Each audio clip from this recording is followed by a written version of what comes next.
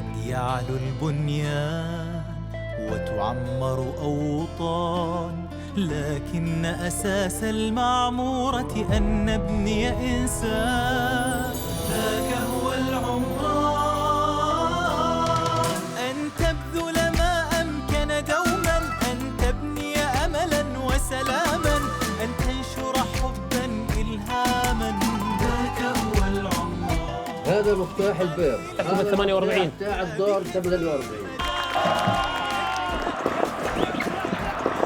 الجماهير نتمنى أن نسمع صيحة جماهيرية عالية ما زال حتى الآن ضجيج المدرجات. قد ترحل يوما إلا بالشكر تزيد لنهنأ دوما، أنت المضمون لكونك والعنوان، أنت العمران.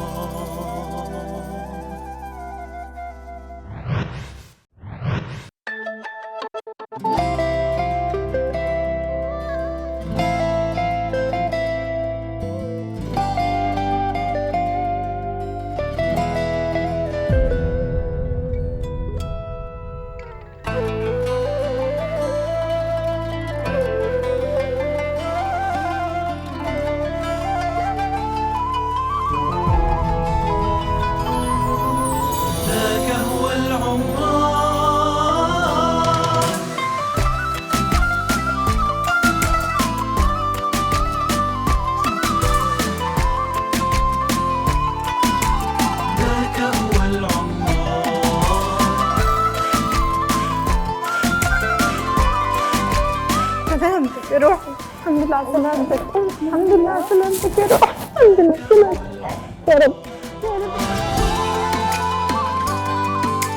السلام عليكم. الحمد لله على سلامته إن شاء الله. شاطر. الحمد لله على سلامتها.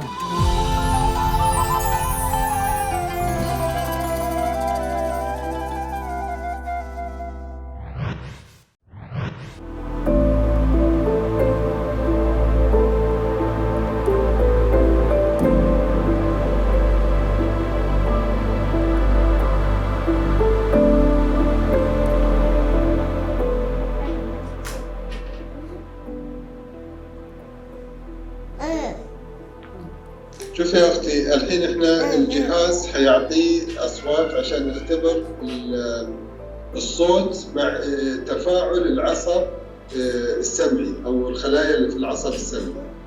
حيطلع عندنا مخططات إن نشوفها، ممكن إنه يتفاجأ من هذا الصوت، ممكن يبكي، ممكن يتفاعل معاه، ممكن ما يعجبه، ممكن ما يصير أي شيء. فهذا شيء طبيعي. زين؟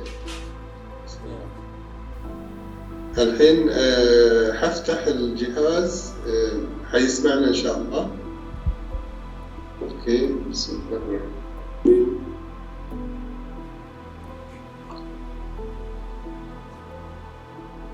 أيوة يا أستاذ ركان.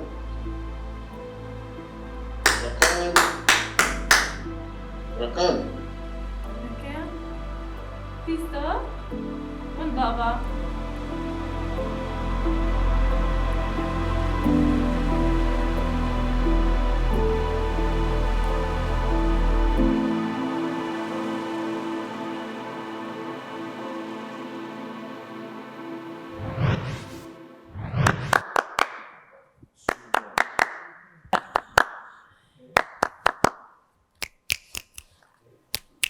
الله الله الله الله الله الله الله الله الله الله الله. ما شاء الله ما شاء الله، ألف سلامة. راكان الكل حبه صراحة والله، دخل وإحنا يعني كنا عايشين نشوف وأعطى طاقة إيجابية للناس كلها ما شاء الله. الله يحفظه إن شاء الله، الله يحفظه ما شاء الله. كم عمره راكان؟ 3 سنين ونص. 3 سنين. هو اتولد وفاقد السمع ولا؟ صحيح. وبدأنا متى مراحل؟ بدأنا معاه من 8 شهور. 8 شهور. 8 شهور. يعني ومتى تمت عملية زراعة القوقعة؟ آخر فوج وفاء الأشقاء الأخير. متى كان تقريبا؟ كان من شهر 10. من شهر 10. صحيح. نعم. كيف كان شعوركم انتم لما عرفتوا انه راكان ما يسمع؟ احنا كان يعني صدمة عندنا لما فحصنا أجينا هين عملنا له فحوصات وحكينا يعني طاقة 90%. وكانت صدمة كبيرة للبيت. فمن علينا يعني إخوتنا في قطر ومستشفى حمد، يعني إنه صراحة كان الأمل صفر لما إحنا توجهنا لهاي المستشفى. الحمد لله أملنا بالله كثير، وثم الإخوة القائمين على هذا المشروع الذي يعني قد ما أوصف شكر مش هوصف الشكر اللي قدموه لابني وأعادوا يعني حياته من جديد، يعني إنه يسمع ويعني يكون مثل أي طفل موجود في مدرسة في أي مكان من خلال هذه العملية القوقعة. الحمد لله، الشكر لكم كثير على إيش ما قدمتوه من دعم ومن حاضنة للطفل هذا. الله يكرمك. الناس للناس يا أبو راكان. الله والله الناس للناس والله. من لا يشكر الناس لا يشكر الله. الحمد لله. احنا بنشكركم يعني كثير على ما قدمتوه، يعني فرحة لا توصف. الحمد لله رب العالمين، الحمد لله رب العالمين، والفضل منكم وفيكم والله. يعني إن شاء الله يقرأ عينك دائما بنجاح وبفرحته، دائما تفرح به دائما بإذن الله تعالى إن شاء الله.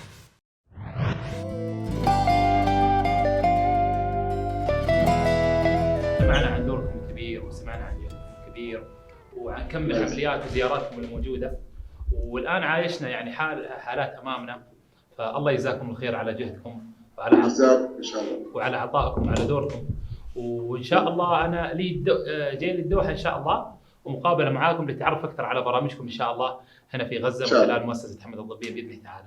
إن شاء الله الله يكرمك. إن شاء الله تعالى. بارك الله فيك إن شاء الله. إحنا نسمع عنك من الأخ سلطان ومن الربع كلهم، وما شاء الله عليك يعني أنت اسم صاير. لا الله يكرمك والله، الله يكرمك إن شاء الله. وقال وبالعكس والله الشرف لنا، إحنا يعني شفنا أفواج من العمليات ما شاء الله اللي تقوموا فيها، وشفنا دوركم على صعيد عمليات القوقعة ويمكن مئات من العمليات، وأكثر من ذلك الواحد يعني يسمع من أهل غزة عن سمعتكم وعن دوركم الكبير في تدريب حتى الأطباء، وأصبحوا يعتمدوا على ذاتهم وفي تنمية الجانب الطبي هنا على مستوى غزة، وهذا قيمة العطاء إن شاء الله. بس إن شاء الله لنا جاي الدوحة وجلسة معاك بإذن الله تعالى إن شاء الله. يا مرحبا. الله يكرمك وبارك الله فيك دكتور. بارك الله فيك يا الله يكرمك يا رب. الله يبارك فيك. الله يحييك.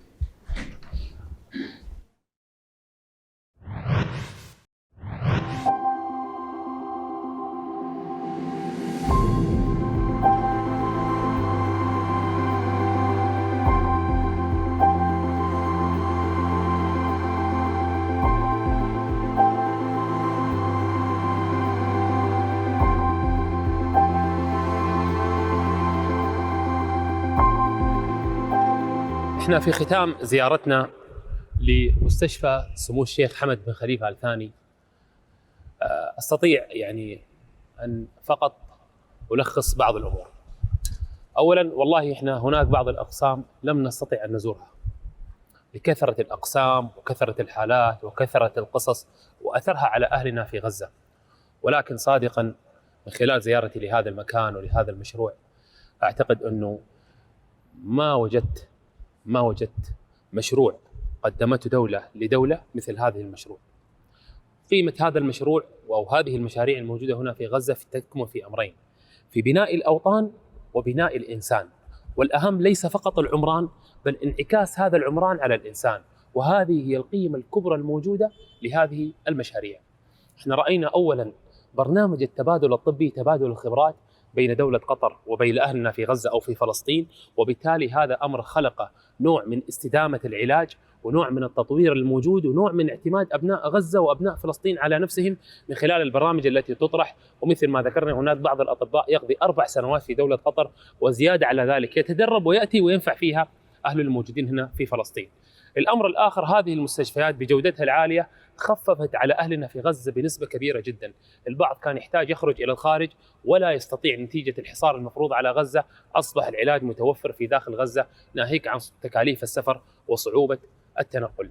الأمر الآخر، الأقسام اللي وجدناها مثل قسم البتر وقسم السمع، وهذه الأقسام القيمة أنها تصنع بنفسها لنفسها، وبالتالي لم توفر فقط الحلول بل حتى وفرت أيضا المواد التي يحتاجها الإنسان من الخارج، وبالتالي قللت الكلفة بصورة كبيرة جدا على عديد من المؤسسات الموجودة هنا.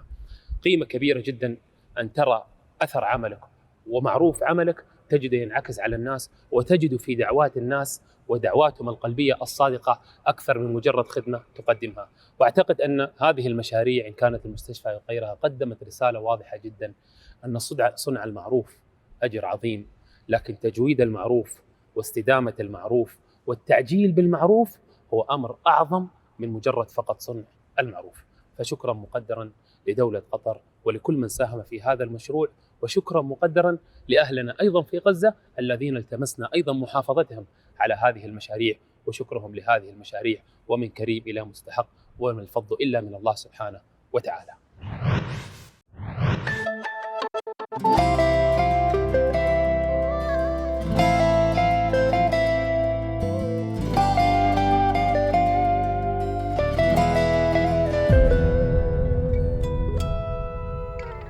يعلو البنيان وتعمر أوطان، لكن أساس المعمورة أن نبني إنسان. مشاريع الطرق والبنية التحتية واحدة من أهم هذه المشاريع، هو إعادة تأهيل طريق الرشيد الساحلي. هذا الطريق الأشهر في غزة والذي يعتبر عصب الحياة بل شريان الحياة لكل أهل غزة، لأنه يربط غزة من أقصى شمالها إلى أقصى جنوبها. تمت إعادة هذا التأهيل هذا الطريق على عدة مراحل، والأمر الجميل للأمانة الذي استشعرناه أن إعادة التأهيل استصحبت معها أيضا بنية تحتية لعدد من المشاريع، ومنها أن هذا المكان أصبح متنفسا لكل أهل غزة، فبعد أن كان مجرد بحر فقط أصبح كورنيش غزة.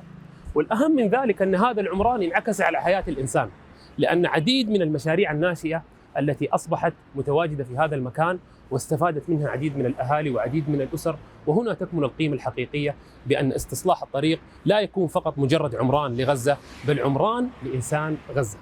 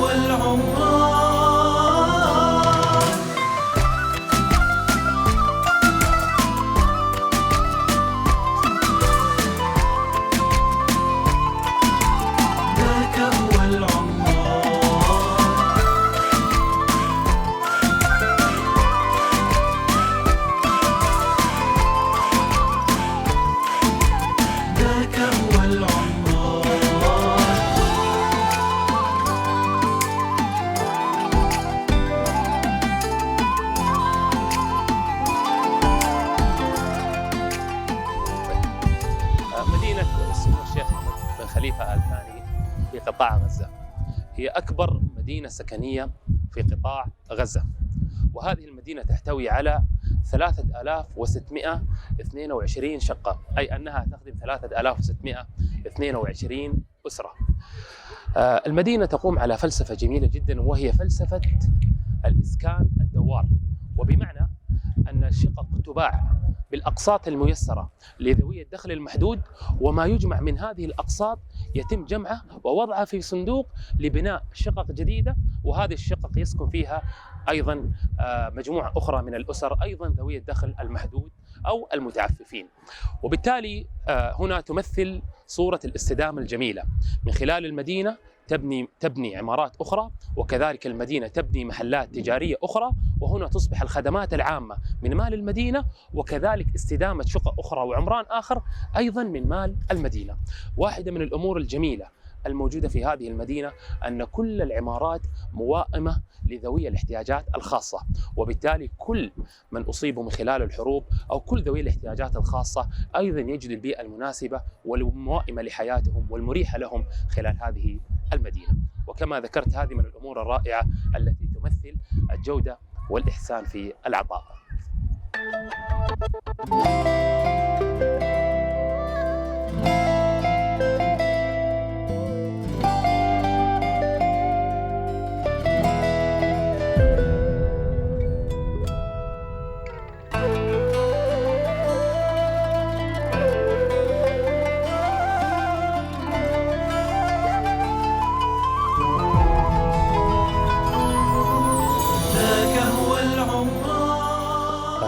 للأمانة من أكثر الأمور الملفتة في هذه المدينة هو الاهتمام بأدق التفاصيل، ومن هذه التفاصيل الجميلة هو انتشار المساحات الخضراء والبيئة المناسبة التي تنعكس على حياة السكان.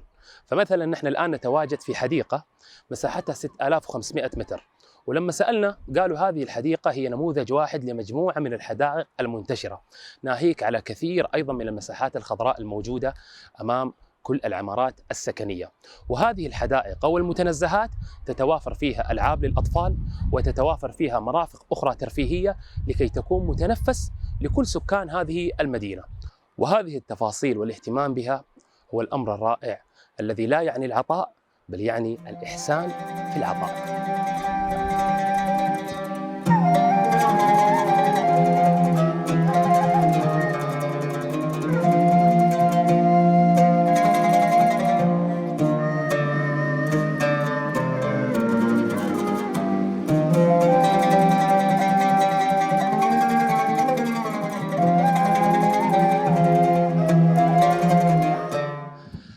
تحوي المدينة في مراحلها المختلفة 3 مساجد بمساحة المسجد الواحد 2100 متر، أي أن المسجد يتسع إلى 1000 مصلي تقريبا.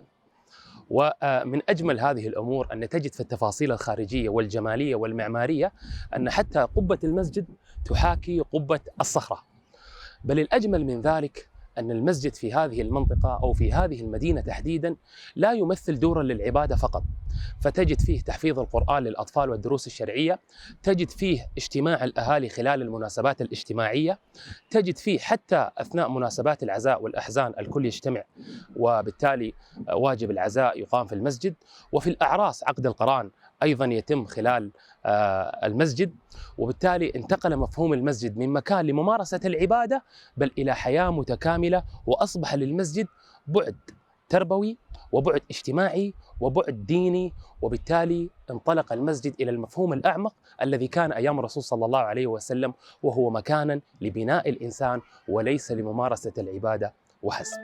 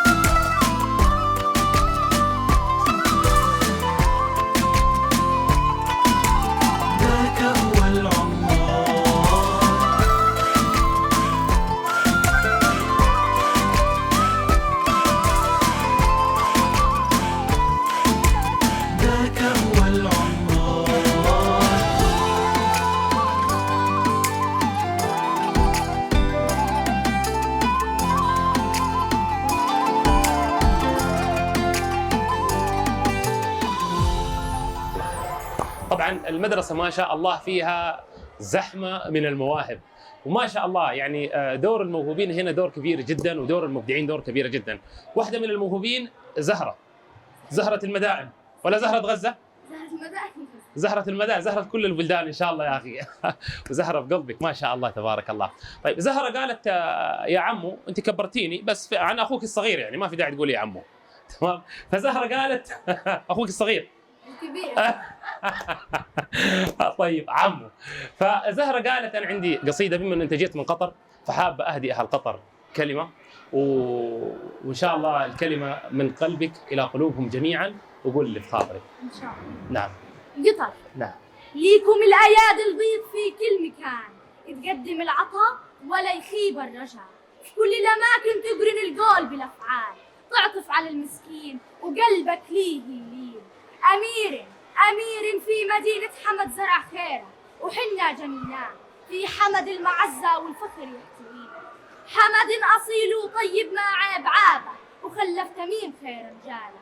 حمد أصيل وطيب ما عيب عابه، وخلف تميم خير رجاله. يطرب وفاها مثل يثرب، من طلبها قالت هلابه. حكامها وعشايرها كرام من كرام، وعلى قولة المثل انت كريم وحنا نستاهل عفو دايم منك صار. وتكون مدينة حمد عطية منك ما وراها جزيلة، تنول من وراها الأجر والثواب من رب العباد، وينزل عليك غيث الرحمات. ما شاء الله، تبارك الله تبارك الله تبارك الله تبارك الله. الله يكرمك ان شاء الله. ما شاء الله تبارك الله، ما شاء الله، يعني ما شاء الله إلقاء وجزالة شعر وقوة كلمة وثقة، وما شاء الله تبارك الله عليك. ما شاء الله كرم، والكرم يعني منكم وفيكم، والكرم منكم وفيكم، وانتم بعد الله سبحانه وتعالى اصحاب الفضل ايضا والله.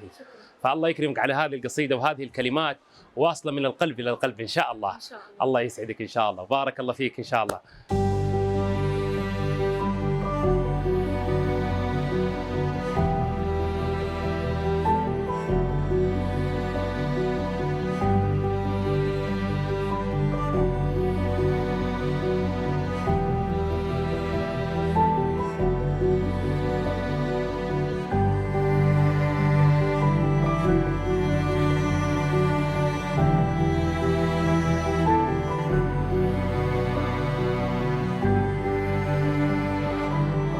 شوف يعني الثقافة المنتشرة بين الطالبات، حجابي سر حياتي، أنت قمر توشح بالحجاب، بحجابك أنت ملكة، لجنة القيم والسلوك. شوف هذه ثقافة الأطفال، هذه الثقافة التي ترسخت من خلال لجنة القيم والسلوك اللي تحدثنا عنها أن لجنة يقودوها الطلاب، وهي ترسخ القيم المحمدية والقيم الحميدة بين الطالبات. لذلك التقبل حتى لهذه السلوكيات أكبر لأنها نابعة من الطلاب، هي مش مجرد أوامر من الأساتذة، بل من الطلاب، من الطالبات إلى الطالبات أو الطلاب إلى الطلاب. وهذا الأمر اللي صراحة يخلق في نفوس الطلاب تربية، ويرسخ معنى التربية والقيم الحميدة والأخلاق الفضيلة في نفوسهم.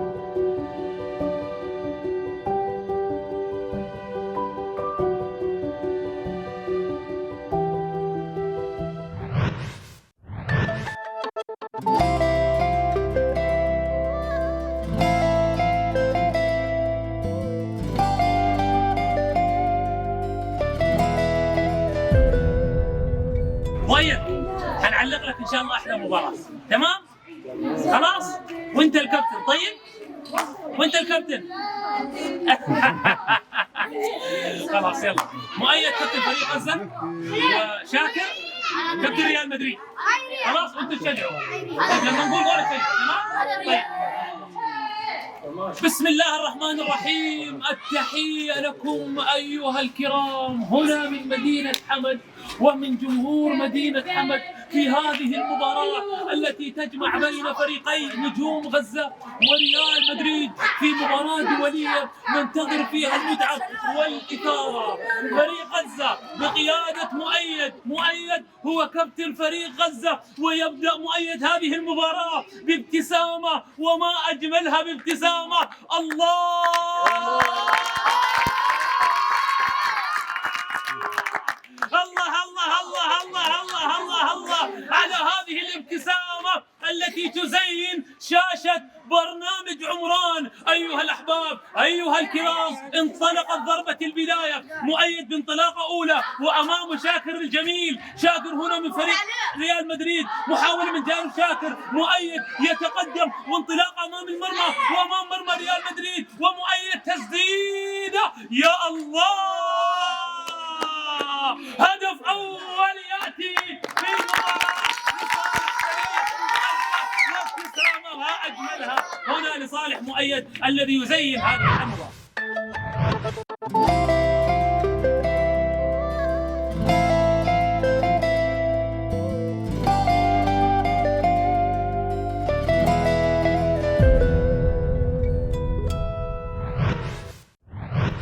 كلمة أخيرة، كما ذكرنا ونذكر دائما أن الوقفة والفزعة الحقيقية دائما تكون للإنسان المسلم مع الإنسان المسلم لما هذه الوقفة تلامس حياة الإنسان. فشكرا مقدرا صراحة لدولة قطر وللجنة إعمار غزة على هذه الوقفة التاريخية مع أهلنا في غزة في إمدادهم بالوقود أو بالبشارة اللي للأمانة الواحد يعني يسعد بها وهي توقيع اتفاقية الغاز اللي إن شاء الله تستكمل ونراها على أرض الواقع. هذه المنحة التي لا تعتبر مجرد منحة مالية أو تفضلا أو عطاء، لا والله، بل تجدها في كل بيت موجود في قطاع غزة، تجدها في الطفل الصغير اللي قاعد يدرس على لمبة التلفون أو الليد أو العملية البدائية، قادر على أن يتعلم وقادر أن يؤثر هذا الأمر على تعليمه.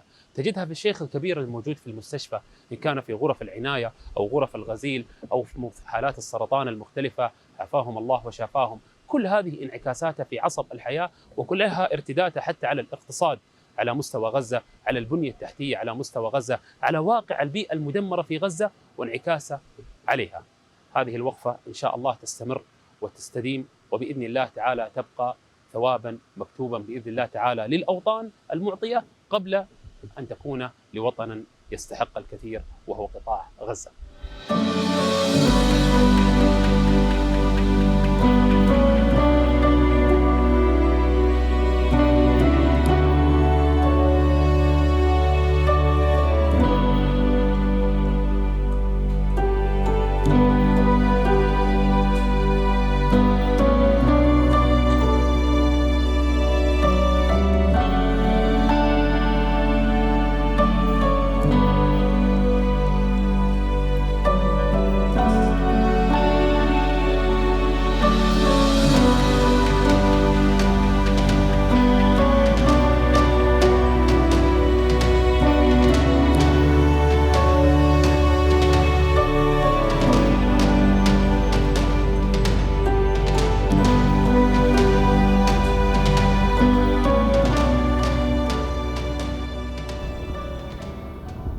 هناك بيت شعر أنا أعتبره بيت شعر إنساني، وبيت شعر جميل يعبر عن فلسفة العطاء وأثر العطاء. وهذا البيت لمؤسس دولة قطر طيب الله ثراه الشيخ جاسم بن محمد آل ثاني. بيت الشعر يقول: مال تودى منه جملة حقوقه ونفوسنا تخرجهن أطياب. أي أن المال الذي تؤدى منه جملة الحقوق من الصدقات والزكاة والعطاء والوقفات تطيب به النفس أولا قبل أن تصل إلى من يحتاجها. وكما يقال: الصدقة تقع في يد الله قبل أن تقع في يد المحتاج. فشكرا لكل من وقف مع هذا الشعب العظيم وهذه الأرض المباركة بوقفاته وأفعاله وفزعاته ونيته الخالصة وضميره الحي. والشعوب الحية لا تنسى هذه الوقفات. وحقا الناس للناس ما دام الوفاء به، والعسر واليسر أوقات وساعات. وأكرم الناس ما بين الورى رجل تقضى على يده للناس حاجات. لا تقطعن يد المعروف عن أحد ما دمت مقتدرا والأيام ثارات. واذكر فضيلة صنع الله إذ جعلت إليك لا لك عند الناس حاجات. قد مات قوم وما ماتت فضائلهم، وعاش قوم وهم بين الناس أموات.